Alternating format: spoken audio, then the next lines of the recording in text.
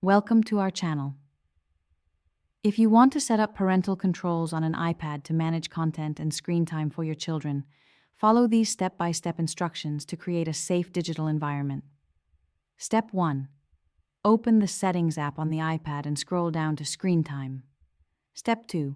Tap Turn on Screen Time if it is not already enabled. Step 3. Tap This is my child's iPad if the device is for your child, or This is my iPad if you want to set limits for yourself. Step 4. Set up downtime by selecting specific hours when only essential apps and contacts are available. Step 5. Tap App Limits to set daily time limits for app categories such as games, social media, or entertainment. Step 6.